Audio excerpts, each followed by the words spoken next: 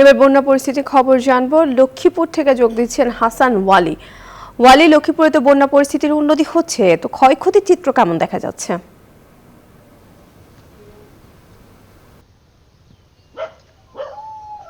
প্রিয়াঙ্কা, আপনাকে ধন্যবাদ। আমি এই মুহূর্তে রয়েছি লক্ষ্মীপুর সদর উপজেলার দক্ষিণ কালীরচর এলাকায়। আপনি দেখছেন যে আমার পেছনে যে জায়গাটি রয়েছে পুরোটা কিন্তু একেবারে পানিতে ভেসে গেছে। এখানে একটি মাঝখানে সড়ক ছিল, সেটি কিন্তু আলাদা করে এখন চিহ্নিত করার কোনো উপায় নেই। দুপাশে পানি এবং মাঝখানে যে সড়ক জুড়ে সেটি কিন্তু এখন নৌকা দিয়ে কিন্তু মানুষকে আসলে পার হতে হচ্ছে, এবং যার ফলে এই যে পানির জোয়ার, তাতে করে কিন্তু অনেকের ঘর বাড়িও ভেসে গেছে।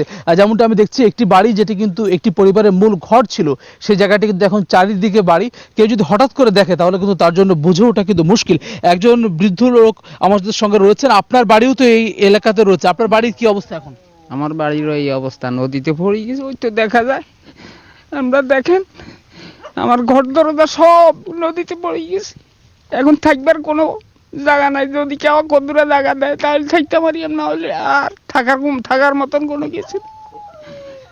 যেমনটা আসলে বলছিলেন একজন বৃদ্ধ মানুষ, তার আসলে যে জীবন সায়ান্নে এসে যে দুর্দশা অবর্ণনীয়, সেটি কিন্তু আসলে এলাকার অনেক মানুষ, বিশেষ করে নদী পাড়ের বাসিন্দাদের। প্রিয়াঙ্কা।